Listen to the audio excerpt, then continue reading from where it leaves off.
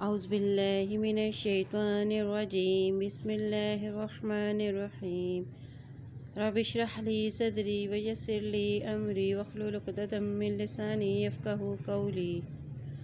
سورۃ النجم آیت نمبر 1 سے۔ والنجم اذا هوى ما ضل صاحبكم وما غوى، قسم ہے ستارے کی جب وہ گرا، ما ضل نہیں بھٹکا، صاحبکم ساتھی اس کا، وما غوى اور نہ وہ بہکا۔ یہ پہلی صورت ہے جسے رسول اللہ صلی اللہ علیہ وسلم نے کفار کے مجمع عام میں تلاوت فرمائی۔ تلاوت کے بعد آپ صلی اللہ علیہ وسلم نے اور آپ کے پیچھے جتنے بھی لوگ تھے سوائے امیہ بن خلف کے، اس نے اپنی مٹھی میں مٹی لے کر اس پر سجدہ کیا، چنانچہ یہ کفر کی حالت میں ہی مارا گیا۔ والنجم اذا هوى، ستاروں کی صفت ہے ہوا، یعنی اوپر سے نیچے آنا۔ ستارے رہنمائی کا کام دیتے ہیں۔ جب رات کے اختتام پر فجر کے وقت وہ غروب ہوتا ہے یا شیاطین کو مارنے کے لیے گرتا ہے، یہ کائنات منظم انداز سے چلائی جا رہی ہے۔ ستاروں کا طلوع اور غروب ہونا، یہ سب کچھ خود ہی سے نہیں ہو رہا، بلکہ اس کے پیچھے بڑی ذات اللہ کی ہے۔ وما ضل صاحبکم وما غوى، اور یہ جواب پہ قسم ہے، صاحبکم تمہارا ساتھی کہہ کر نبی صلی اللہ علیہ وسلم کی صداقت کو واضح کیا گیا ہے کہ نبوت سے پہلے آپ صلی اللہ علیہ وسلم 40 سال تمہارے ساتھ اور تمہارے درمیان انہوں نے گزارے۔ ان کے شب و روز کے تمام معاملات تمہارے سامنے ہیں، اور ان کا اخلاق و کردار بھی تمہارا جانا پہچانا ہے۔ راست بازی اور ایمانداری کے سوا تم نے اس کے کردار میں کچھ بھی اور نہیں دیکھا۔ اب 40 سال کے بعد جب وہ نبوت کا دعویٰ کر رہے ہیں تو ذرا سوچو وہ کس طرح جھوٹ ہو سکتا ہے۔ چنانچہ یہ واقعہ نہ گمراہ ہوا اور نہ ہی وہ بہکا ہوا ہے۔ وَمَا يَنطِقُ عَنِ الْهَوَىٰ، اور نہیں بولتا خواہش نفس سے، یعنی نبوت کے ملنے کے بعد کوئی ایسی بات نہیں کہی جو دین کے خلاف ہو۔ إِنْ هُوَ إِلَّا وَحْيٌ يُوحَىٰ، مگر وہ ایک وحی ہے جو کی جاتی ہے، یعنی وہ گمراہ اور بہکے ہوئے کیسے ہو سکتے ہیں؟ وہ تو وحی الہی کے بغیر کوئی بات ہی نہیں کرتے، اور وہ جو تعلیمات لوگوں کو دے رہے ہیں وہ حق پر مبنی ہیں۔ آپ صلی اللہ علیہ وسلم کو اپنے جذبات پر اتنا کنٹرول ہے کہ آپ صلی اللہ علیہ وسلم کی زبان سے کوئی بات خلاف واقع نہیں نکلتی۔ علمہ شدید القویٰ، سکھایا اس کو زبردست قوت والے نے۔ ذو مرۃ فاستویٰ، صاحب قوت پھر سیدھا کھڑا ہو گیا، یعنی اس سے مراد جبرائیل علیہ السلام ہے جو قوی اعضاء کے مالک اور نہایت ہی زور آور ہے۔ پیغمبر پر وحی لانے اور سکھلانے میں والے یہی فرشتے ہیں۔ ذو مرۃ یعنی صاحب حکمت، ذہنی صلاحیت اور جسمانی قوت کے مالک۔ وَهُوَ بِالْأُفُقِ الْأَعْلَىٰ، اور وہ افق پر اعلیٰ۔ ثُمَّ دَنَا فَتَدَلَّىٰ، پھر قریب آیا پھر اتر آیا، یعنی جبرائیل علیہ السلام وہی سکھلانے کے بعد آسمان کے کنارے پہ جا کھڑے ہوئے اور پورے نظر آئے، درست حالت میں دیکھا، یعنی جبرائیل علیہ السلام افق پر طلوع ہوئے اور اپنی اصل حالت میں نظر آئے۔ پھر آپ صلی اللہ علیہ وسلم کے قریب آئے اور شفقت سے آ کر جھک گئے۔ ثم دنا فتدلی، پھر قریب آیا اور اتر آیا، فکان قاب قوسین او ادنی، تو تھا اندازے سے 2 کمان کے یا اس سے کم تر، یعنی اسی قرب کے موقع پر نبی صلی اللہ علیہ وسلم نے جبرائیل علیہ السلام کو ان کی اصل شکل میں دیکھا۔ 2 کمان یعنی ان کا فاصلہ اتنا کم رہ گیا تھا۔ فَأَوْحَىٰ إِلَىٰ عَبْدِهِ مَا أَوْحَىٰ، تو اس نے وحی کی اپنے بندے کی طرف جو اس نے وحی کی، یعنی جبرائیل علیہ السلام نے اللہ کے بندے محمد صلی اللہ علیہ وسلم کے لیے جو وحی یا پیغام لے کر آئے وہ انہوں نے آپ تک پہنچا دیا۔ مَا كَذَبَ الْفُؤَادُ مَا رَأَىٰ، نہیں جھوٹ بولا دل نے جو دیکھا اس نے، یعنی نبی صلی اللہ علیہ وسلم نے جبرائیل علیہ السلام کو اصل شکل میں دیکھا کہ ان کے 600 پر ہیں، ایک مشرق و مغرب کے درمیان درمیان فاصلے جتنا تھا، اور اس کو آپ صلی اللہ علیہ وسلم کے دل نے نہیں جھٹلایا، بلکہ اللہ کی اس عظیم قدرت کو بھی تسلیم کیا، یعنی جو آنکھ نے دیکھا اسے دل نے صحیح سمجھا۔ اَفَتُمَارُونَهُ عَلَىٰ مَا يَرَىٰ، کیا پھر تم جھگڑتے ہو اس سے اوپر اس کے جو وہ دیکھتا ہے؟ یعنی مخالفین کو ملامت کیا جا رہا ہے کہ کفار مکہ نہیں مانتے تھے کہ آپ صلی اللہ علیہ وسلم نے جبرائیل علیہ السلام کو دیکھا ہے، یعنی جو وہی وہ تیار رہے ہیں اس سے ماننے کی بجائے وہ اسے جھگڑ رہے تھے، یعنی جس وحی کی باتیں وہ نبی صلی اللہ علیہ وسلم انہیں بتاتے تھے ان باتوں کے معاملے میں وہ جھگڑتے تھے، کیونکہ یقین ہی نہیں کرتے تھے کہ انہوں نے نبی صلی اللہ علیہ وسلم نے جبرائیل علیہ السلام کو دیکھا ہوا ہے۔ حالانکہ جبرائیل علیہ السلام پہلی وحی انہوں نے غار ہرا کے موقع پہ آئے اور معراج کے موقع پر سدرۃ المنتہا پر انہوں نے دیکھا۔ وَلَقَدْ رَآهُ نَزْلَةً أُخْرَىٰ، البتہ تحقیق اس نے دیکھا اس کو اترنا ایک مرتبہ، عند سدرۃ المنتہا، اور پاس سدرۃ المنتہا کے، عندہا جنت المأویٰ، اور اس کے پاس جنت المأویٰ ہے، یعنی سدرۃ المنتہا یعنی انتہائی حد۔ بیری کا یہ درخت ہے جو 7ویں آسمان پر ہے اور سدرۃ المنتہا کے پاس ہے، آخری حد میں ہے جس کے آگے فرشتے نہیں جا سکتے، اور اسے جنت المأویٰ اس لیے کہا جاتا ہے کہ آدم علیہ السلام کا یہی مسکن ہے، اور بعض کہتے ہیں کہ روحیں یہیں آ کر جمع ہو جاتی ہیں، اور انسان کی اصل آرام گاہ بھی یہی ہے۔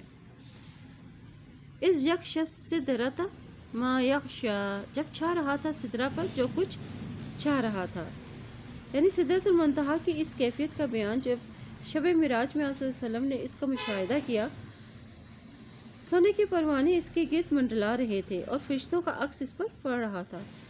رب کی تجلیات کا مظہر بھی وہی تھا، اور اس مقام پر نبی صلی اللہ علیہ وسلم کو 3 چیزوں سے نوازا کیا: 5 وقت کی نمازیں اور سورۃ البقرہ کی آخری آیات، اور اس میں اس مسلمان کی مغفرت کا وعدہ جو شرک کی آلودگیوں سے پاک ہوگا۔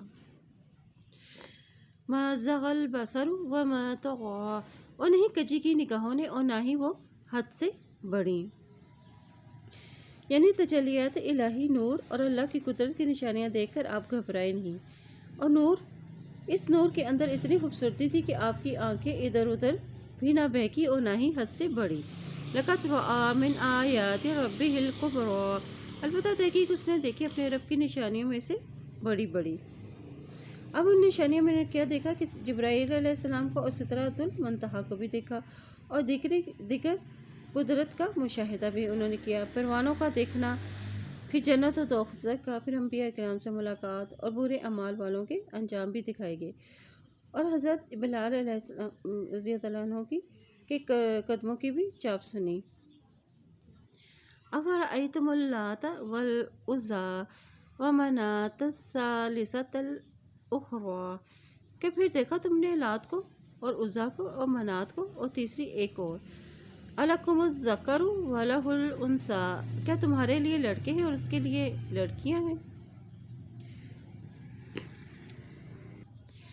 مشرکین کے لیے کہا جا رہا ہے کہ ایک تو اللہ بڑی ہی شان والا ہے، اور جبرائیل علیہ السلام جیسے عظیم فرشتے کا وہ خالق، اور محمد صلی اللہ علیہ وسلم اللہ کے رسول ہیں جنہیں اللہ نے آسمان میں بلا کر بڑی نشانیوں کا مشاہدہ کرایا۔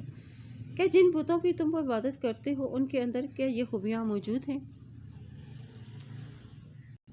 اور مشرکین مکہ فرشتوں کو اللہ تعالیٰ کی بیٹیاں قرار دیتے تھے۔ تِلْکَ اِذًا قِسْمَةٌ ضِیزَىٰ، اور یہ تب ایک تقسیم ہے ظلم کی۔ إِنْ هِیَ إِلَّا أَسْمَاءٌ سَمَّیْتُمُوهَا أَنْتُمْ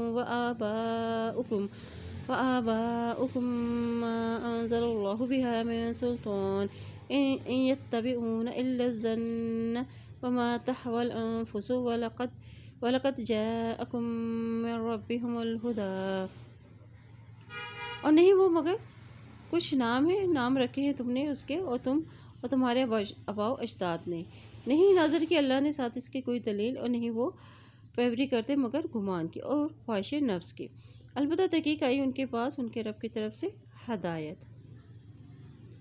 یعنی تم نے اور تمہارے باجداد نے جو بھی ان بتوں کے نام رکھے ہیں ان کی کوئی حقیقت ہی نہیں، یہ تمہارا اپنا ہی گڑھا ہوا فلسفہ ہے، صرف خواہشات نفس کی پیروی کرتے ہو اور ہدایت آ جانے کے بعد، اور الہدا سے مراد قرآن پاک ہے۔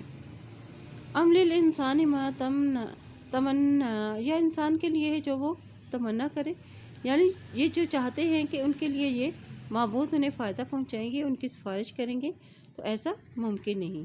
وَلِلَّهِ الْآخِرَةُ، تو اللہ ہی کے لیے ہے پچھلی، وَالْأُولَىٰ، اور پہلی، وَكَم مِّن مَلَكٍ فِي السَّمَاوَاتِ، اور کتنے ہی فرشتے ہیں آسمانوں میں، لَا تُغْنِي، نہ کام آئیں گی، شفاعتہم، ان کی سفارش، شیئاً، کچھ بھی، الا من بعد، مگر اس کے بعد، ان یأذن اللہ، کہ اجازت دے دے اللہ، لمن یشاء، جس کے لیے وہ چاہے، ویرضا، اور وہ راضی ہو جائے۔ یعنی فرشتے جو اللہ کے مقرب ترین مخلوق ہیں، ان کو بھی شفاعت کا حق نہیں، انہیں لوگوں کے لیے ملے گا جن کے لیے اللہ تعالیٰ پسند کریں گے یا ان کو اجازت دیں گے۔ جب یہ بات ہے تو پھر یہ پتھر کی مورتیاں کس طرح کسی کی سفارش کر سکیں گی جن کے تم آس پاس بیٹھے رہتے ہو۔ ان الذین لا یؤمنون بالآخرۃ، بے شک وہ لوگ جو ایمان نہیں رکھتے آخرت پر، لیسمون الملائکۃ تسمیۃ الانثیٰ، البتہ وہ نام رکھتے ہیں فرشتوں کے نام عورتوں والے، وما لہم بہ من علم، اور نہیں ہے ان کے لیے ساتھ اس کے ان کا کوئی علم، ان یتبعون الا الظن، نہیں وہ پیروی کرتے مگر گمان کی، ان الظن لا یغنی من الحق شیئا، اور بے شک گمان نہیں کام آتا حق سے کچھ بھی۔ یعنی فرشتوں کو جو اللہ کی بیٹیاں بناتے ہیں اس کی ان کے پاس کوئی دلیل نہیں اور نہ ہی کوئی علم ہے، وہ صرف گمان کی پیروی کرتے ہیں، گمان دراصل جھوٹ پر مبنی ہوتا ہے اور اس کی کوئی بنیاد نہیں۔ تو پھر کیا کرو، فَأَعْرِضْ عَمَّن تَوَلَّىٰ، بس اعراض برتی ہے اس سے جو منہ موڑتے ہیں، عن ذکرنا، ہمارے ذکر سے، ولم، اور نہ ہی یرید چاہتے ہیں، الا الحیات الدنیا، مگر دنیا کی زندگی کو، یعنی جو لوگ ہمارے ذکر سے یعنی قرآن کو سننا ہی نہیں چاہتے اور اس سے اعراض برتو اور دنیا کی محبت نے دراصل انہیں آخرت کے بارے میں غافل کیے رکھا ہے، ذالک مبلغہم من العلم، اور یہی ان کی انتہا ہے علم میں سے، ان ربک ہوا، اور بے شک تیرا رب وہ عالم، زیادہ جانتا ہے، بمن ضل عن سبیلہ وہو عالم بمن اہتدی، ساتھ اس کے جو بھٹکا ہے اس کے راستے سے اور وہ زیادہ جانتا ہے اس کو جو ہدایت پا گیا۔ من العلم سے مراد وہی ہے الہی ہے، علم ہے، اور علم الہی یعنی انسانی مشاہدہ بھی، یہ ان کے علم کی انتہا ہے کہ اس کے پاس حقیقی علم ہی نہیں، جو وہ دنیا چاہتے ہیں ان کی سوچ کی انتہا بس یہیں تک ہے۔ اللہ ہر ایک کے ساتھ وہی معاملہ کرتا ہے جس کا وہ مستحق ہوتا ہے۔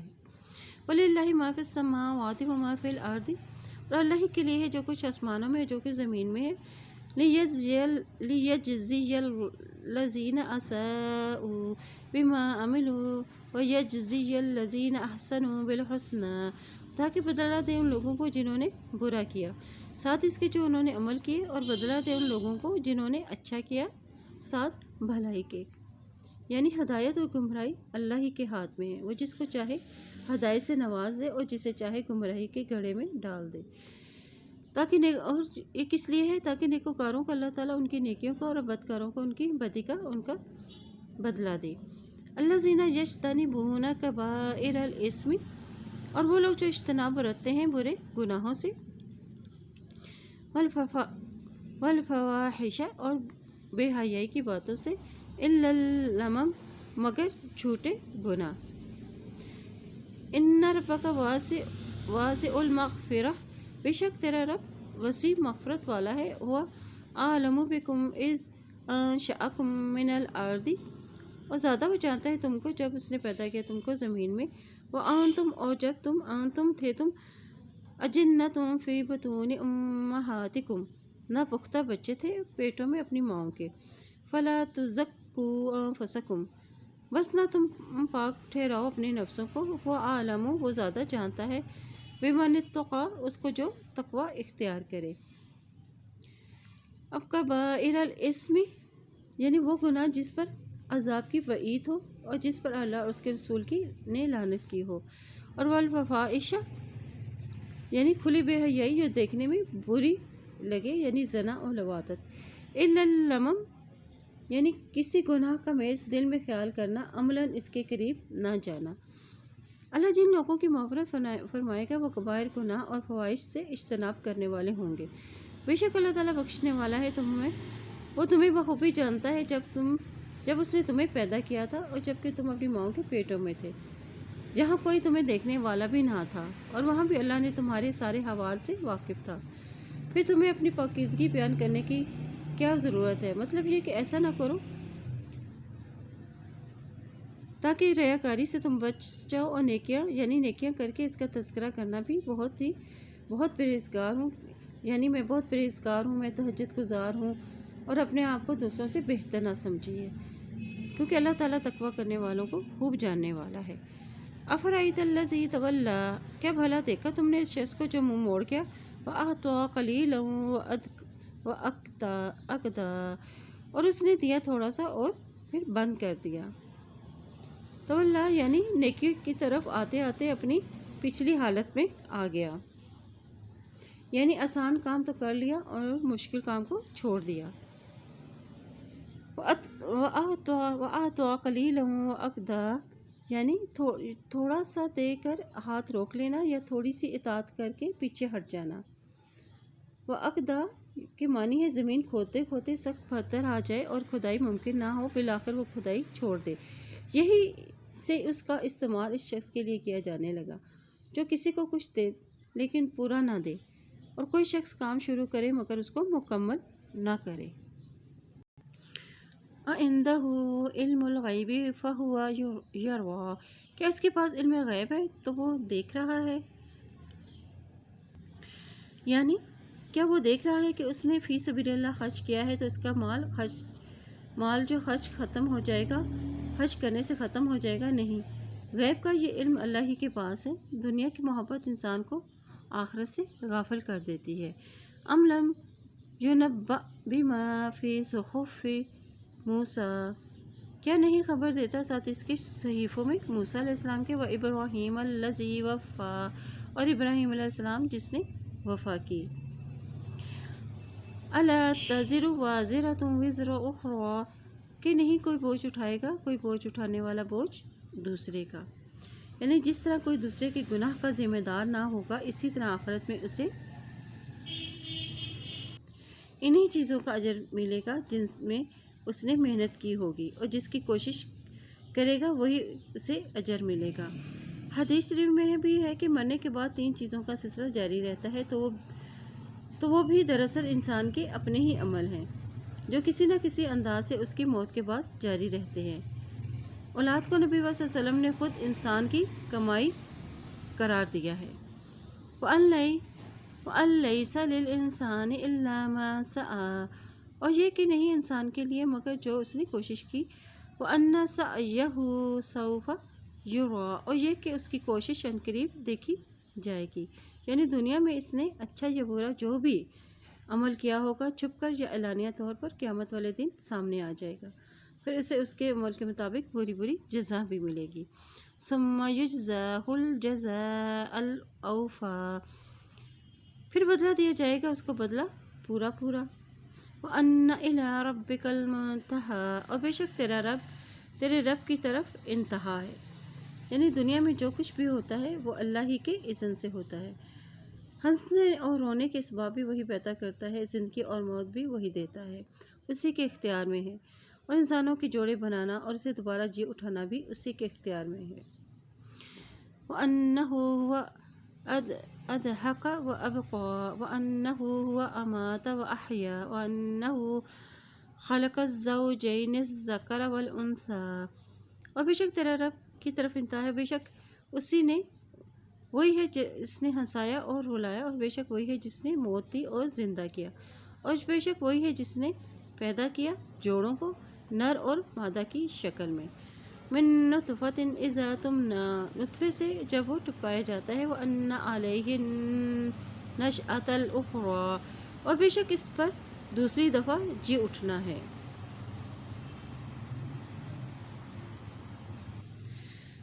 وَأَنَّهُ هُوَ أَغْنَى وَأَقْنَى، وہ بے شک وہی ہے جس نے غنی کیا اور دولت مند کیا۔ یعنی دنیا میں جو کچھ بھی ہوتا ہے وہ اللہ ہی کے اذن سے ہوتا ہے، ہنسنے اور رونے کے اسباب بھی وہی پیدا کرتا ہے اور زندگی اور موت بھی وہی دیتا ہے، سب کچھ اسی کے اختیار میں ہے۔ انسانی جوڑے بنانا اور دوبارہ انہیں جی اٹھانا بھی اللہ تعالیٰ کی ہی اختیار میں ہے، اور کسی کو غنی کر دینا اور دولت مند کر دینا بھی اسی کے اختیار میں ہے۔ وَأَنَّهُ هُوَ رَبُّ الشِّعْرَىٰ، اور بے شک وہ وہی رب ہے ستاروں کا۔ وَأَنَّهُ أَهْلَكَ عَادًا الْأُولَىٰ، اور بے شک وہی جس نے ہلاک کیا عاد اولیٰ کو۔ یعنی وہ ہر چیز کا رب ہے۔ یہاں اس ستارے کا نام ہے اس لیے لیا گیا کہ بعض عرب قبائل اس کی پوجا کرتے تھے، اور قوم عاد کو اولیٰ اس لیے بھی کہا جاتا ہے کہ یہ سمود سے پہلے ہوئی، یا اس لیے کہ قوم نوح کے بعد یہ سب سے پہلے یہ قوم ہلاک کی گئی تھی۔ وَثَمُودَ فَمَا أَبْقَىٰ، اور سمود بس نہ کچھ باقی چھوڑا۔ وَقَوْمِ نُوحٍ مِّن قَبْلُ، اور قوم نوح کو اس سے قبل، إِنَّهُمْ كَانُوا هُمْ أَظْلَمَ وَأَطْغَىٰ، اور بے شک وہ تھے زیادہ ظالم اور زیادہ سرکش۔ وَالْمُؤْتَفِكَةَ أَهْوَىٰ، اور اندھی گرنے والی بستیاں، اس نے اوپر سے ان کو نیچے دے مارا۔ یعنی وَالْمُؤْتَفِكَةَ سے مراد قوم لوط کی بستیاں ہیں جن کو الٹا کر دیا گیا تھا۔ فَغَشَّاهَا مَا غَشَّىٰ، تو ڈھانکا اس کو جس چیز نے ڈھانکا۔ فَبِأَيِّ آلَاءِ رَبِّكَ تَتَمَارَىٰ، بس کون سی اپنے رب کی نعمتوں کے ساتھ تم جھگڑتے ہو۔ یعنی اس کے بعد پھر ان کی بستیوں پر اللہ تعالیٰ نے پتھروں کی بارش عذاب کے طور پر ان پر برسائی اور انہیں ہلاک کر دیا گیا۔ ھذا نذیر من النذر الاولیٰ، اور یہ ایک ڈراوا ہے پہلے ڈراووں میں سے۔ ھذا نذیر سے مراد نبی صلی اللہ علیہ وسلم اور قرآن ہے۔ من النذر الاولیٰ یعنی پچھلی قومیں، ہلاک شدہ قوموں کے حالات اور ان کے انجام۔ ازفت الازفہ، نزدیک آ گئی، نزدیک آنے والی، یعنی قیامت اور موت کی گھڑی۔ لیس لہا من دون اللہ کاشفہ، اور نہیں ہے اس کے لیے اللہ کے سوا کوئی ہٹانے والا۔ افمن ھذا الحدیث تعجبون، کیا بھلا اس بات کے تم تعجب کرتے ہو۔ ھذا الحدیث یعنی قرآن آ گیا، قیامت کا آنا، یعنی قرآن اور قیامت کی خبر دینے پر تم تعجب کرتے ہو اور اس کا مذاق اڑاتے ہو، حالانکہ اس میں کوئی تعجب اور مذاق والی بات نہیں۔ وَتَضْحَكُونَ وَلَا تَبْكُونَ، اور تم ہنستے ہو اور نہیں تم روتے۔ وَأَنْتُمْ سَامِدُونَ، اور تم غفلت میں رہتے ہو، یعنی پیغمبر تمہیں آخرت کی خبریں سنا کے تمہیں غفلت سے جگا رہے ہیں۔ فَاسْجُدُوا لِلَّهِ وَاعْبُدُوا، اور بس سجدہ کرو اللہ کے لیے اور عبادت کرو۔ یہ مشرکین اور جھٹلانے والوں کے لیے حکم ہے کہ وہ اللہ کو قرآن کو ماننے کی بجائے وہ ان کا مذاق اڑاتے تھے، اور ہمارے پیغمبروں کی وعظ و نصیحت کا بھی ان پر کوئی اثر نہیں ہوتا تھا۔ تو اے مسلمانوں، تم اللہ کی بارگاہ میں جھک کر اس کی عبادت اور اطاعت کا مظاہرہ کر کے قرآن کی تعظیم کا اہتمام کرو۔ اور چنانچہ اس حکم کی تعمیل میں نبی صلی اللہ علیہ وسلم نے اور صحابہ اکرام نے سجدہ کیا، حتیٰ کہ اس وقت مسجد میں موجود کفار نے بھی سجدہ کیا۔ سبحانک اللہم و بحمدک، اشہد ان لا الہ الا انت، استغفرک و اتوب الیک۔